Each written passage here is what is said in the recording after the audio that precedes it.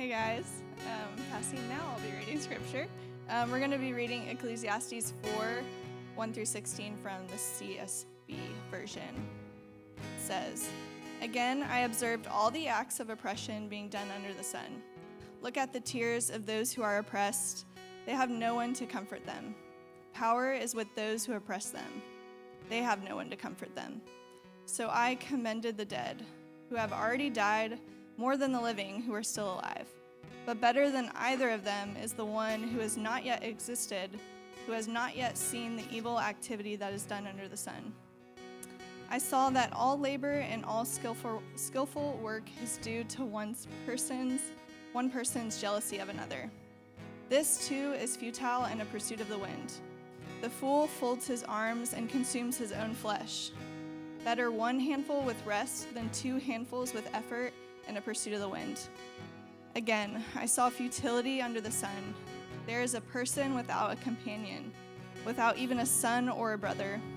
And though there is no end to all his struggles, his eyes are still not content with riches. Who am I struggling for, he asks, and depriving myself of good things?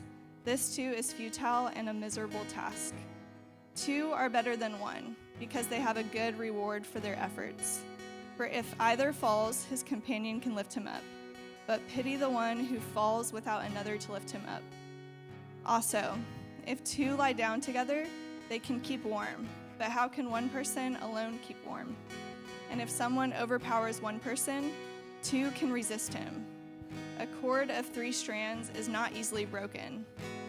Better is a poor but wise youth than an old but foolish king who no longer pays attention to warnings. For he came from prison to be king, even though he was born poor in his kingdom. I saw all the living who move about under the sun follow a second youth who succeeds him. There is no limit to all the people who are before them, yet those who come later will not rejoice in him. This too is futile and a pursuit of the wind." All right, let's pray. Father, we just thank you for today. We thank you for all these people that are here. We thank you for your word, that it's living and active and discerns our thoughts of our hearts, God. We just ask right now, God, that your spirit would be poured out in this place, that you, Father, through your word, through Josh, and through your spirit, would just fix our eyes on Jesus, and that you would teach us more about him, that you'd grow our love for him, and just put more of a desire in our hearts for him as we just fellowship and just work through your word. And would you just convict our hearts, God, where we need conviction, and encourage our hearts where we need encouragement. But we just give this service to you, Lord. Just ask that you would just do what you want with it. In Jesus' name I pray. Amen.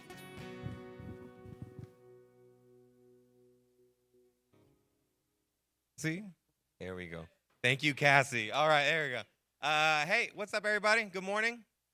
I was pretty good. I'm going to do it one more time, though. Good morning. All right, that was better. The second was going to be better, so I just figured I'd do it again.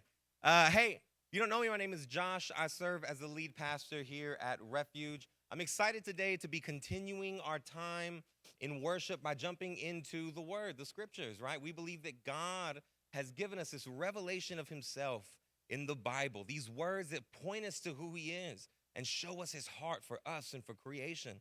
And that's what we're going to do today, right? We're going to jump into those words, and in them, we're going to ask God to meet us here, to connect with us, and in connecting with us, to shape our lives, to do something special in us. And so today we're going to be continuing our time in the Word, but we're going to be continuing our sermon series in the book of Ecclesiastes entitled A Pursuit of the Wind. Now, if you've been with us, you know that this one has been like a heavyweight title fight. All right, let me say it like that. When you got the little guys, and some of y'all that ain't in the box are gonna be like, bro, you're losing me already, right? But in a middleweight, right, lightweight boxing match, right? There's some punches thrown, but you know that only every once in a while they're gonna be a knockout punch. On the other hand, when you go to a heavyweight title fight, you know that them big boys, right? Them boys that are like 6'4", 250 pounds, every punch they throw is getting ready to be a knockout punch. And that's why they say, man, every heavyweight has a chance, right? But Ecclesiastes kind of been like that heavyweight title fight. It's just been like major, just like Hail Mary knockout punch after Hail Mary knockout punch. And I hope you've enjoyed that because really, man, the book of Ecclesiastes is meant to do that. Contrary to a boxing, match kind of hitting someone, putting them in a haze, Ecclesiastes is meant to shake us out of a haze. The haze of kind of what we're living in and what we give ourselves to and what we expect out of life. And rather to wake us up and say, hey, some of these things, they're not going to give you what you want. In fact, none of these things are going to give you what you want, right? You'd be much better served using your life this way, right? Enjoying it, but also glorifying and remembering your Creator, right? And he bases this argument around this idea of what? All right. We got one. Leave it to Mark, y'all. You always got a little fallback in Mark that you can rely on. Hevel, this word that kind of translates like a cloud or a vapor, right? Something that seems tangible when you see it, but when you grasp at it, right, all of a sudden it seems to kind of like vanish in your hand. Now, the past few weeks we've been going over chapter 1, chapter 2, chapter 3, and we're now in week 4, and we're tackling a chunk of chapter 4. But what I want to do today is I want to invite you into a conversation about chapter 4 by asking you a question. If you surveyed the majority of people outside of this building right now, aka people that ain't in church on a Sunday, all right, and we'll for our purposes today assign them non-Christians, right, non-followers of Jesus for the sake of our survey.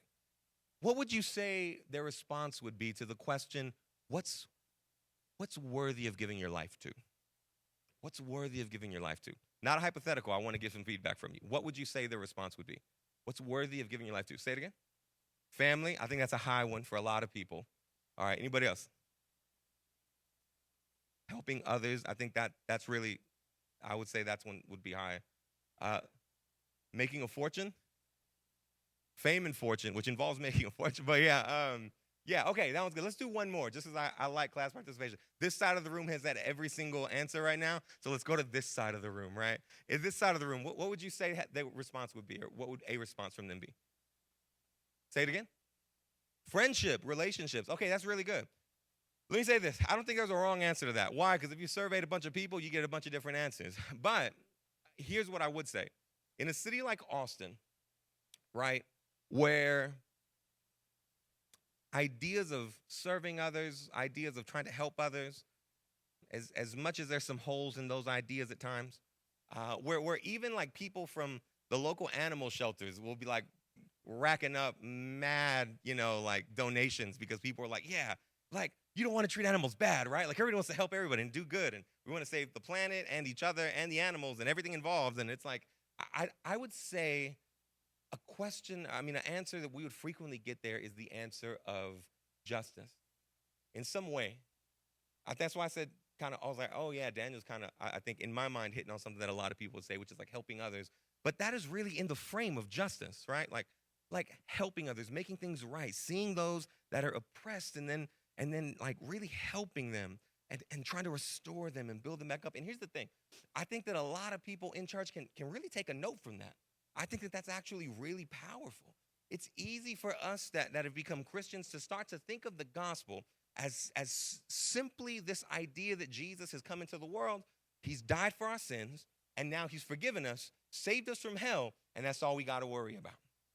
Right? Well, at the same time, when you start to settle into that narrative, you miss really like the bottom of the iceberg that actually nestles the iceberg in the water, that is all of what God wants to do through the gospel, which a huge chunk of which is justice.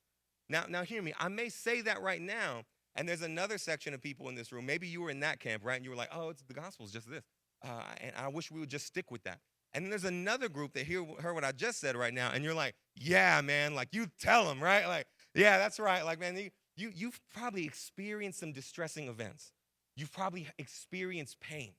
You've probably experienced injustice, right? You've probably experienced that type of hurt.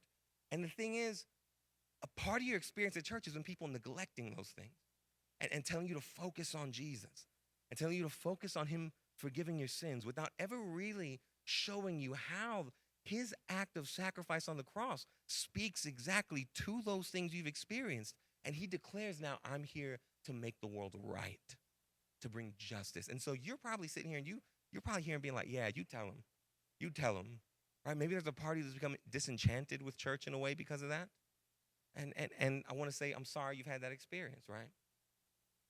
But no matter what camp you're in here, no matter which of the two, what if I told you, right? This is a classic preacher turnaround, right? What if I told you that Qohelet, the author of Ecclesiastes, that's his name, Qohelet. Some people ascribe him to be Solomon, others a sage, others some other king.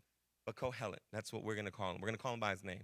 My mama told me to call someone by the name that their mother gave him, right? So I'm going to do that with respect for Qohelet. What if I told you that Qohelet observed justice? And when he observed justice, he arrived at a similar position that he did with many other things. In that he arrived at the conclusion that justice seemed to share characteristics with everything else that was hevel. That justice, too, seemed to be disappointing at times. It seemed to be inconsistent at times. It seemed to be dissatisfying at times. And that at the end of the day, I think Qohelet would look at justice as well and be like, oh, there's some hevel in that. You can give yourself to it. All these people that we surveyed, right? But just so you know, there's some hevel in it. You're gonna be missing something at the end. When you've achieved all that you wanted to achieve, you're gonna be missing something. You're gonna still feel the lack that hevel gives you when you've achieved it. Now, here's the thing. That's not me saying all justice is hevel. We got to, again, remember the context that we're talking about in Ecclesiastes, that what under the sun is hevel, everything under the sun, right? Ecclesiastes says everything under the sun is futility. Everything that we experience here, every justice that's rooted in ideas of what our world would define as justice and right and wrong, all those things are going to be moments when we pursue them and when we grasp onto them, we're going to say, man, that wasn't as satisfying as I thought. Or that didn't have the end point that I thought. Or that wasn't really like as satisfying as I thought. But again, that's everything under the sun. And today we're here not to talk about what's under the sun, although we touch on it inevitably, but rather to raise our attention to the one that is not from under the sun. To call our eyes to who? The person of Jesus. And here's the thing. I think Qohelet would, on the subject of justice, would give us a thesis statement like this, right? That without Jesus, there is no true justice. Without Jesus, there is no true justice. And this is the idea that we're going to tackle for the next few minutes. That without Jesus, there is no true justice. We're going to explain what that means a little bit, because with that, it's probably already confusing some of you, because if you're like me, you're like, so you mean like following Jesus' commands, or like trying to be like Jesus when you do something, or trying to get everybody to go to church? You're asking all these questions, right? We're going to try to work through that. But this is what I want you to keep in mind when we talk about justice today from Ecclesiastes. Without Jesus, there is no true justice. Obviously, to do that, we're going to be working through Ecclesiastes chapter 4. And man, wobbly stands make me really insecure because I feel like my iPad or my Bible is fixing to fall out of them. So if it falls and it takes a tumble, I just want y'all to just focus on me. Act like it didn't happen, okay? We're going to read through the first 3 verses to get started. And then after that, we're going to really kind of tease out a few ideas that come from these 3 verses. And I'll tell you why in a second. But so let's get started by just reading the first 3 verses of Ecclesiastes chapter 4. Chapter 4 begins, again, I observed all the acts of oppression being done under the sun. Look at the tears of those who are oppressed. They have no one to comfort them. Power is with those who oppress them. They have no one to comfort them. So I commended the dead who have already died, more than the living who are still alive. But better than either of them is the one who has not yet existed, who has not seen the evil activity that is done under the sun. So here's what's happening here. Qohelet is looking at the landscape of injustice that he sees. And he's looking at it, and like everything else in the book of Ecclesiastes, he's testing it.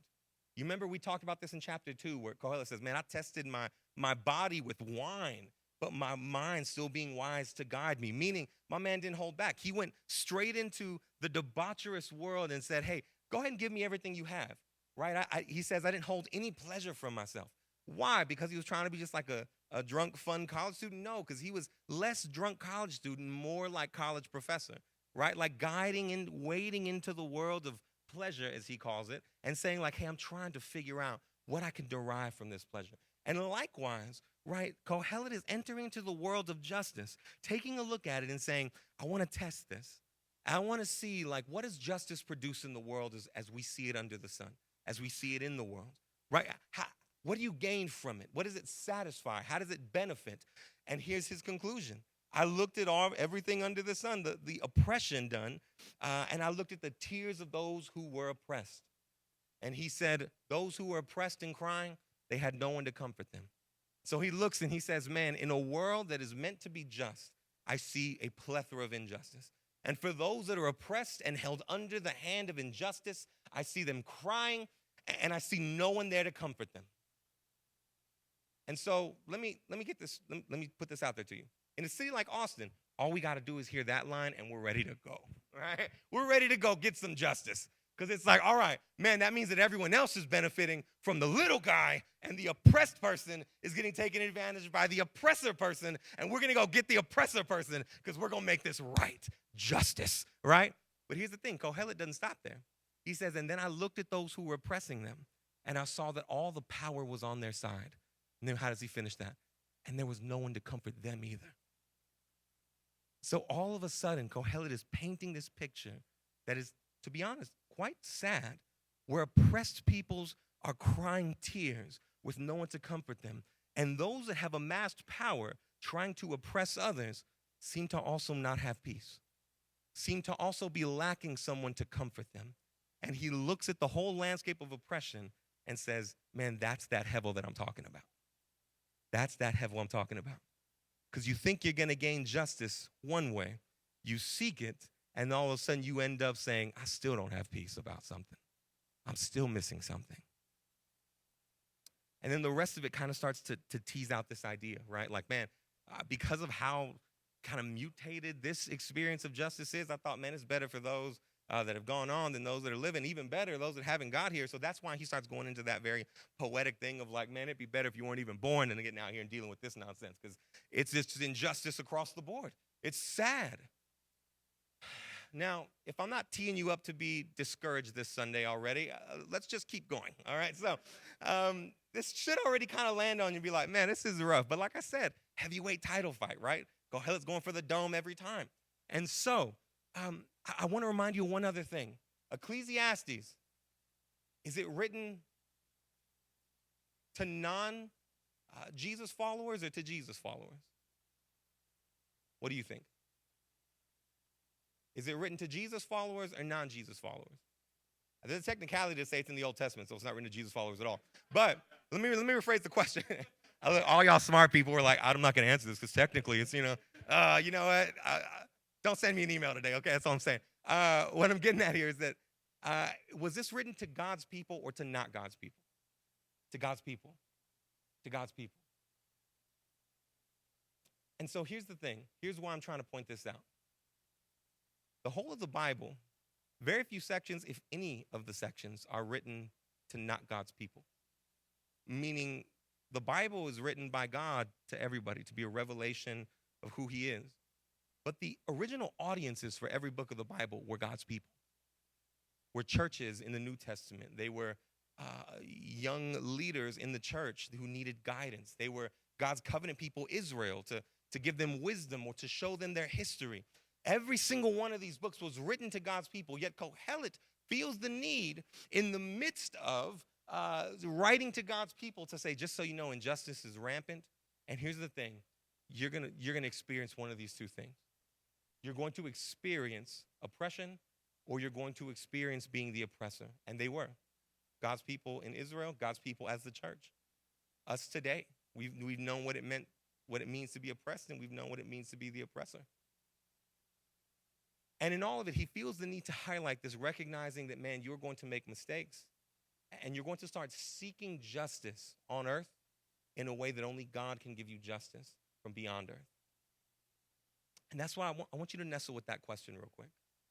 Everything you see on TV, everything you see on social media, everything that kind of flashes before you on Google News or Apple News, if you're that person. I just don't like the app. I can't say nothing beyond that. But Everything you see that flashes before your eyes in those moments, you process it through a lens of what is just and what is right. And Qohelet, writing to God's people, would still say, just because you're saved don't mean you got the right view of justice when you read that article. Just because you're saved doesn't mean you have the right view of justice when you see that social media post. Just because you're saved doesn't mean you have the right view of justice when you hear someone tell that story. There's a lot of ways you're going to go about pursuing justice in the world. And even if you're God's people, not every one of them is going to be the right way. In fact, it's scary because there really is only one right way and a plethora of ways to pursue this thing. Here's what I want to spend the next few minutes doing. With that in mind, I want to just think about a few of the ways we pursue justice. Because we pursue justice in the ways we pursue them. And 200 years ago, the church pursued justice the way they pursued justice. And 600 years before that, it was them. And we can learn from those moments of history. But the thing is, we can also learn and apply, meaning we can look at the way we pursue justice and realize, like, hey, man, we do the same thing, but here's how we just do it in the modern world. And when I started thinking about this, 4 came to mind, right? The first one is through the government, like a national form of justice. Right now, this one may seem easy. Like when we think about justice, as Americans, we think to ourselves, man, we got to overthrow the government, right? Like it's from the very beginning of America. That's how we saw things, right? It was like, we feel like we're getting taxed and it's unjust, and what are we going to do? We're going to overthrow the British government, and then we're going to not get taxed as much. Or we're at least going to be in control of our taxation, right? What was the herald of the American Revolution? Taxation without what? They were like, we're going to represent ourselves. All right, we're going to tax ourselves. That's what we want to do. All right, so we've always kind of had this built into us. Like if you're in here and you're an American, this idea of pursuing justice is extremely common to you. But here's the thing. Here's why this is dangerous. Here's why this is deadly, in fact, to the Christian. Because oftentimes when we pursue justice, a false justice, may I add, I want to make sure I didn't say that rightly before. I want to list off a few ways that we pursue false justice instead of pursuing true justice. When we do this one and pursue the false justice of national or government justice, what ends up happening oftentimes is there's a few ways we do it, but the root of it is that we start to mistake a political agenda for God's will. That's what ends up happening, right? The pursuit of this false justice is almost universally rooted in the mistakenness of a political agenda for God's will. I think of 2 real ways this happens oftentimes in our society. The first one I'm going to start with because I think it is much more evil and deadly than the second. The first one that I could think of is what we would describe as religious or Christian nationalism. Right, this idea that the American country, the United States of America, is somehow connected to God's kingdom in some way, so that when America is growing and doing well, God's kingdom is growing and doing well. And when America is under threat, then God's kingdom is under threat. And when America is struggling in some type of ethical way, right, then the kingdom is suffering in some type of ethical way. And so there's always this story of, hey, we want to make sure that we protect America because America is like God's country, right? It's a Christian nation. And then I'm sitting there, and if you're anything like me and you studied just for fun, I'm not saying I'm a scholar on it, but I got a few books, right? The American Revolution, and you hear someone say, we're a Christian country. It's like, man, if you only knew what like 70% of these founding fathers believed, you would be startled, and you would question whether you're going to see them in glory. Because these individuals may have said, hey, ethically, I agree with the Bible, but there were men like Thomas Jefferson that cut out huge chunks of the Bible, most of which had to do with Jesus being God. A core facet of what it means to be a Christian. And hear me, there are ideas in our founding documents that are beautiful, that are powerful, that I love, and they're the reason we get to sit up here and do this today. But at the same time, when we make this we confuse these 2 things. What ends up happening is your God and your kingdom end up becoming the United States of America, and whatever your idea of the United States of America is, whenever someone critiques that idea of the United States of America, you hear a critique of kingdom. And it automatically sets you off because you're trying to preserve what's beautiful and powerful.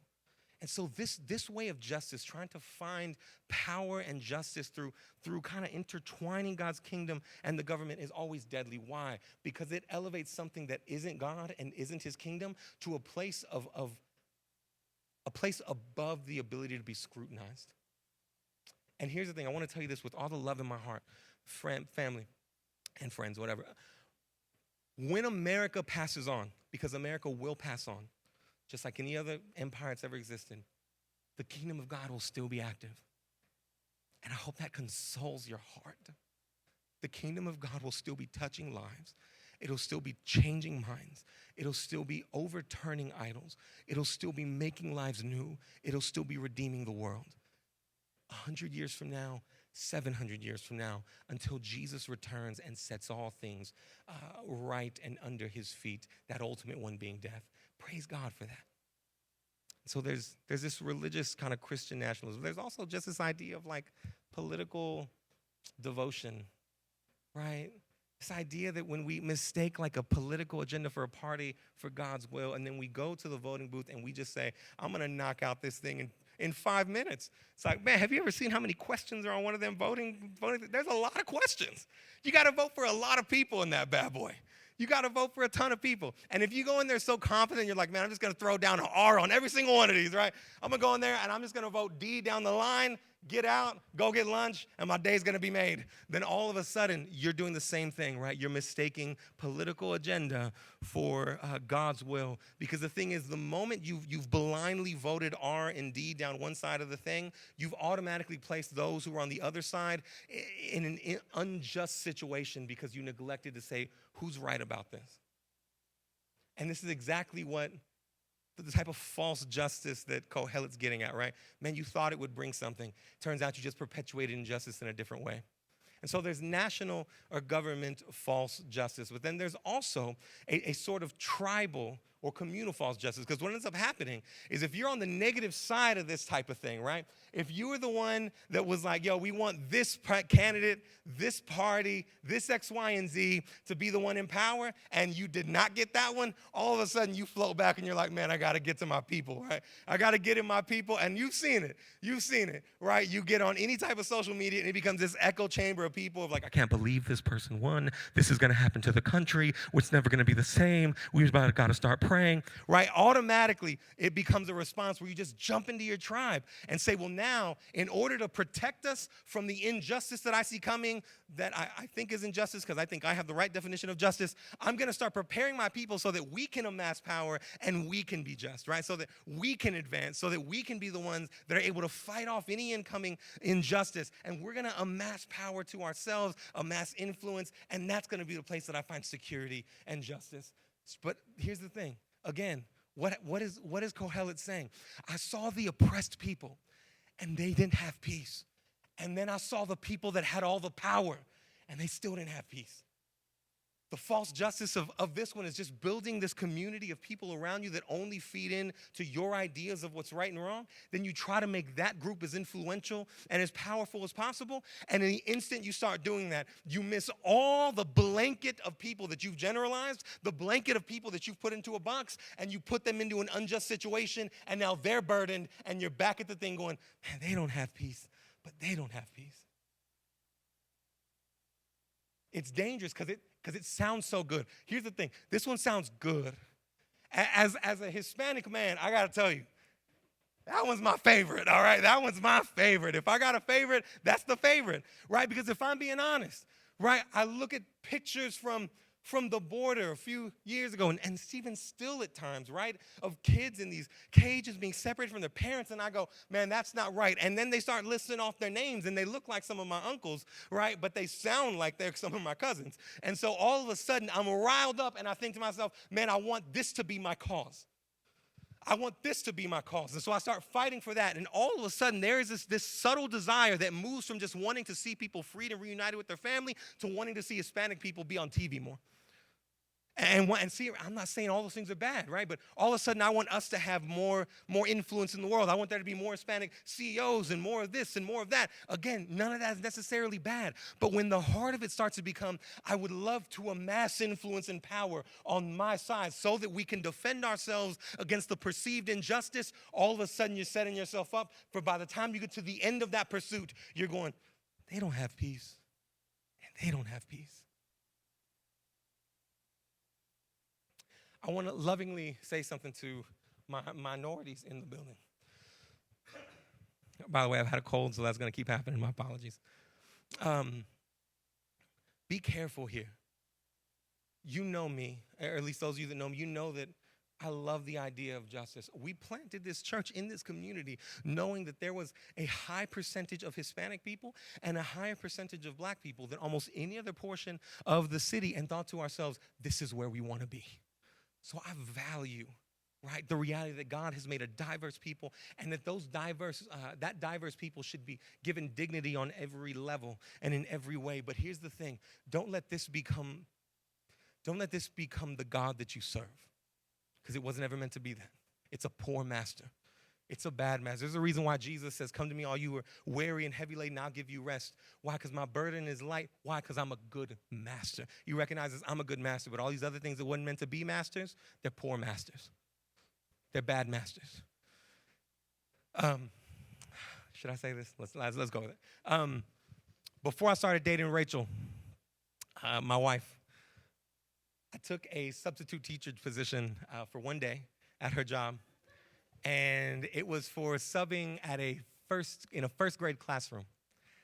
And those of you that know me know that my personality is a little bit aggressive, if you haven't been able to tell from the past 15 minutes of me talking. But here's the thing. It was clear in the first 10 minutes that I had no business being in that first grade classroom, that is not what God created me for. That is not where I should be. So I was getting all these kids like, hey, man, pick your stuff up, and they were just like, oh, my gosh. And one girl, like, this kid was upset, and he turned around and was like, shut up, y'all are stupid. And so then, like, I look, and this little girl's crying. I'm going to her, hey, what's wrong, baby? And she was like, he called me stupid. And I was like, he called everybody stupid. That's not a good reason to be crying. And then finally, one moment, I turned around, they were all yelling. I was like, everybody, be quiet. All started crying, right? Like, whole room started crying. And then the teacher from next door came in and was like, is everything okay in here? And I was like, no, you're going to need to take the wheel, all right? Because I've lost the wheel already. This is off the rails completely. You know why? Because God ain't got no business. God made me in a way where I don't have no business in a first grade classroom. You put me in with middle schoolers, I did great. First grade, nothing at all. You put diversity in your ethnicity in a place where it's a master, where God didn't make it to be, it turns into a horrible master. Like the man who was made to love and serve in a middle school classroom that got set into a first grade environment, tribal communal feelings, when they're elevated to the place of the highest place, they all of a sudden become horrible masters. Because here's the thing, you will continuously judge everyone on whether they're with you or against you, and never nothing else. That's exact. If you focus on your oppression more than you focus on your Redeemer, the only way you will judge people is whether they are for you or against you, and that's it. You will never see the image of God in them. You will never see the beauty of how they were made and handcrafted. You will never see the fact that Jesus came to die on the cross for their sins, maybe the very sins that are levied against you. You will completely exchange those for the highest barometer being, are you for me or are you against me? Me and mine. Horrible justice. Horrible justice. Tribal, communal justice is a horrible justice. But that's not the last one, all right? There's a third one. All right, so the other one is church, though, because here's the thing. Some of us, we didn't grow up like church and religious justice. We didn't grow up as a minority, right? Some of us didn't grow up like that. And if you grew up as a minority, that last one would have been like, man, you're reading my mail. But this one, you may be like, oh, man, like, okay, I wasn't really catching that. Because the thing is, your community, when you were growing up, probably wasn't your ethnic tradition or your ethnic background. It was probably your religious background. Right, maybe you weren't a minority, but maybe you went to a church that believed certain things and that saw things a certain way and that believed a certain thing and welcomed certain people. Let's put it like that. And so all of a sudden, the other side for tribal or communal can be, hey, that person isn't for my people and my people need to be raised up. The thing about this one is that it takes that other, that one that says it's not me and it's not for me, and it just puts it into a religious context. They welcome this type of people. We don't welcome that type of people. They are not Christians, right? All of a sudden, but then on the other side, it's the exact same thing, right? They don't affirm this type of identity. They don't affirm this type of ethic. We affirm this type of ethic. They've abandoned the way of Jesus. right? So all of a sudden, you're again setting up this dichotomy that says we have an in crowd. That in crowd is the one that needs to be elevated. It's the conservative theological view. It's the liberal theological view. It's the progressive theological view, right? It's the traditional theological view. And we say whoever's not in that theological view, they're the other and they're not the Christians. We're closer to God than they are because we have the right view here. Oh, no, we're actually closer to God than they are because we have the right view here. All the while, Jesus was like, ain't no one have any good views, right? I'm the one that came and made you, like, connected you and drew you back to God. And yet y'all are sitting here being like, but in the scriptures, I believe this. But in the scriptures, I believe this. And X, Y, and Z. And all of a sudden, you've created a whole other cast of people based off of these otherisms, right, that we create with this one. And I want to take you to a text real quick because I think this is important to see. In Matthew chapter 10, starting at verse 2, Matthew gives us a list of the disciples. And starting in verse 2, it says, these are the names of the 12 apostles. First, Simon, who is called Peter, and Andrew, his brother. James, the son of Zebedee, and John, his brother. Philip and Bartholomew, Thomas and Matthew, the tax collector. James, the son of Alphaeus, and Thaddeus. Simon the zealot, and Judas Iscariot, who also betrayed Jesus, who also betrayed him. Now, I want you to go back to verse 3 real quick. Verse 3, Philip and Bartholomew, Thomas, and Matthew the tax collector. That's an important. I want you to note Matthew the tax collector. Then he finishes up verse 3, James the son of Alphaeus and Thaddeus. And then at the beginning of verse 4, Simon the zealot and Judas Iscariot, who was also going to betray Jesus. Here's why this is important. I'm going to get out that camera. I'll be back, y'all. This name is meant to communicate something. The zealot was a certain type of political party in ancient Israel that actively hated the Roman government. They would plan to assassinate Roman leaders and Roman governors, believing that if they could cause chaos, right, they could potentially one day overthrow the Roman government and achieve freedom. And so they gave it everything they had. Even just the act of like killing a Roman official was like a badge of honor, even if it cost them their life. Can you go back to verse 3 real quick? Here's what's crazy. This guy, Matthew the tax collector, was the opposite of this man. Because Matthew pretty much was devoted to the Roman government. He actually collected taxes for the Roman government. And the people in his community saw him as akin to the Romans. They were almost a one-to-one correlation. Matthew might as well have been a Roman. He was wealthy like a Roman. He was cared for like a Roman. And here in this list of people, right, that Jesus says, these are mine, and they're going to change the world. He sits the zealot who hates Rome and the tax collector who's in some ways obliged or obedient to Rome, and sits them together and says, but in me, you're one. In me, you're brothers. Because the biggest difference for you, and it is a big difference, I'm not trying to minimize our differences, will still be second to the greatest thing in your life, which is me. That's why this religious otherism, the religious false justice, the national false justice, the tribal false justice, this is why they all fall short, friend. Because they all create a division that says, you're the other and I'm the in. And Jesus sits there and says, I've come to become the other so that all of the others could be the in. We amass power and amass influence, and we try to put our voice in the conversation, and we try to fight for what's right. And if we're not careful, all we're really doing from Qohelet's view is amassing power and amassing influence, so that at the end of the day, we look at one group and say, they don't have peace. And then we look at the other group and say, but it's weird, because they don't have peace either.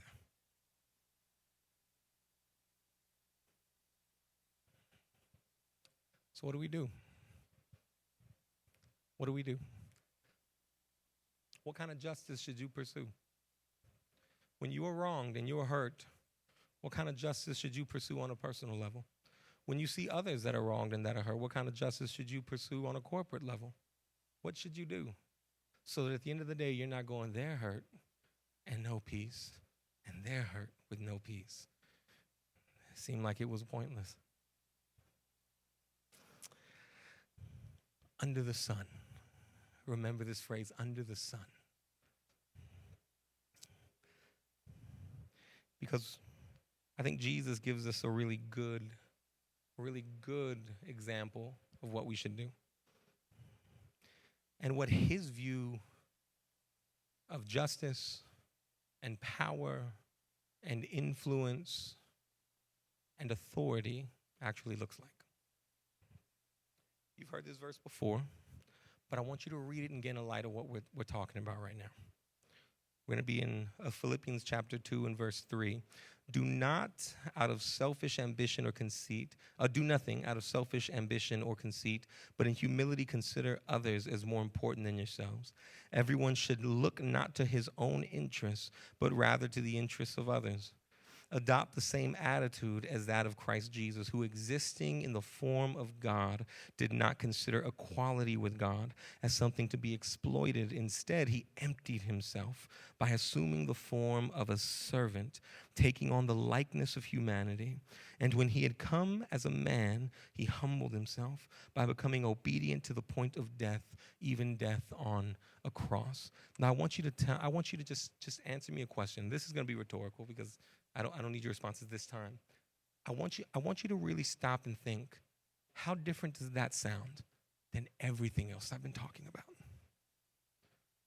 How different does that sound than everything else I've been talking about? I'm going to ask you maybe a little bit harder question. How different does that sound than the way you respond to moments of injustice in your own life? How different does that sound than the way you personally respond to moments of hurt and pain in your own life? How different is that? It's wildly different. It's wildly different than what I do. I ain't gonna lie, some guy cut me off in traffic like this week, and I was in there doing that thing where if he could read my lips, right? Like, how different is that? Justice in my mind, when that guy cuts me off, is like, I hope he gets into a wreck. You know, you've done it too. You said that same thing. Like, I hope he gets stopped by a cop. Why? So that he can take the power that he thinks he has, and it can be laid low by a greater power. Justice, I see the one in power, and I'm the most powerful, so I lay down my life and become a servant. And you see, this is beautiful. When we read this verse, we don't even realize how beautiful it is, but when we find it in the traces of everything else we're talking about, all of a sudden we start to see its beauty. Because this is beautiful when you start to look at the political landscape and you see that one person go across the aisle and say, no, I got to vote for this, even though I'm this party, because this is what's better for people. And all of a sudden everyone looks at that person and goes, man, that took some real courage. That person, it took some real courage to reach across the aisle and vote against your party lines so that you could do what you felt was best for everyone, right? It's what makes MLK's speeches so beautiful, right? Where he's not saying, hey, my community needs X, Y, and Z. When he's saying, I'm not fighting for the elevation of my one community, but I want every person to be seen as equal. And I would lay down my life so that everyone would be seen that way. It's the reason why in the religious sphere, right? It's why the very story of Jesus saying, I will become others so that you will be brought in, is the one that makes us go, there's something special about that. There's something special about that. This type of love, right? This type of redefinition, right? Where all of a sudden what authority used to be is now marked more by humility and service. And what power used to be is now marked by servanthood. What influence used to be is now marked by caring. What justice used to be is now marked by not seeing one getting revenge, but rather seeing all be brought close to the Lord. It's this beautiful story of Jesus looking at the world and understanding the oppressed who are oppressed, I long to see free. But the oppressor who is oppressed by the sin of his heart, I also long to see free. And for the Son of God, whose moseying around on streets of gold in the splendor of the Father to say, rather than keep telling you, this is what you should do, this is what you should do, I will enter into the story of your existence. I will come from above and beyond all suns in order to step foot under the sun. And in me, the oppressed person will start to find their freedom because I take their oppression to the cross. And the oppressor will start to find the peace that their oppression is longing for in me as I take their guilt, so that in me, now Simon the Zealot and Matthew the tax collector can come sit at the table and look at each other and say, did he do it for you too? Did he do it for you too? Because I remember I was longing for something. I had an aching somewhere deep inside of me. And maybe it was caused because of that person. Or maybe I did this to that person because of that aching. But when I met this Jesus, and all of a sudden the things that I longed for start to be met. And also the things that I crave start to be fulfilled. And I start to say, you know what? I think I don't need this. I think I don't need that. In fact, if I lose everything and you give me Jesus, that will be enough. And they come to this table and go, he did it for you too, right? He did it for you too, right? Isn't it crazy? Because, bro, I would have killed you like 3 days ago, bro. But today I want to hug you. And what a powerful story.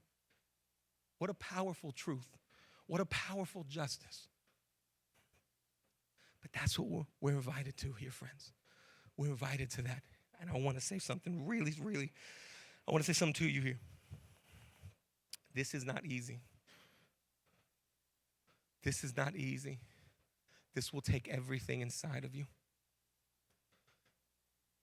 Because it will be, in fact, what Jesus describes as taking a slap and then going, I got another cheek if you want it. Like, everything inside of you will say, man, but there's these other justices, and like, they feel good, bro. They feel so good. And then Jesus will say, but this one satisfies. It's not easy. It's extremely difficult. But hear me, that's why you're not doing it alone. That's why, one, you're giving God's Spirit so that the same Spirit that raised Christ from the dead. Think about what I just said. Think about what the Bible, that the Spirit that raised someone from the dead now lives in you. If he raised someone from the dead, he can make you be like, nah, I'll give you the other cheek there. Like, it can happen, trust me. So one, you're not alone in that, but also, man, you're surrounded by people to bolster that faithfulness. Man, get plugged. I mean, the way Megan Congdon this past Thursday described the idea of being in community, where she said being vulnerable, tight-knit, life-changing community, right? That type of thing where you come back and say, I want to pursue this false justice. And someone takes your eyes and points them to the beauty and love and grace of Jesus, and you come back saying, you know what? That one's better. That one's better. You got those two things, right? Like, God has given you ample tools to fight for this. My question to you today is, are you going to fight for it? Are you going to fight for this? Because here's two invitations as we close up today. The first invitation is this. Right now, if you're looking at this and one of them is like, man, I go after that one all the time. Like, I love creating others in this context, the national context, the religious context, the ethnic context. I want to invite you, with using a strong word, but a loving word, I want to invite you to repent. That means I want to invite you to turn away from this pursuit of false justice, saying that's evil. And it produces nothing more than me saying, they seem to not have peace, and they seem to not have peace. Turn away from it. Turn away from it. In your heart, resign yourself to the fact that you may pursue it, but pursue it awake. Let me say it like that. If you're going to pursue it awake. Renounce it, turn away from it, and recognize the next time I do it, I know what I'm doing. I'm not confused thinking I'm going to do what's right and everything's going to be happy. I'm pursuing heaven. I'm pursuing false justice, but I'm going for it. If that's you, man, I respect you. But at the same time, I want to invite you to turn away and repent of it. And then the second one is like, I want you to turn to Jesus. I want you to turn to Jesus. I want you to turn to that well of love that says, wherever you've been, I've gone. But I've pursued justice in ways that I'm hearing this and I'm feeling a little guilty. It doesn't matter. I took it to the cross. But I have so much on my shoulders. I took it to the cross. I am going to be present with you, and I've promised you that all of God's promises in me will be yes and amen. I will redeem and restore. This will be your life. Like rest in me. Turn to him. Turn to him. And hear me. I'm not trying to make religious platitudes right now. I believe this. I'm not telling you, turn to Jesus and say a prayer and really devote yourself to him and things are going to be magically better. They're going to be hard.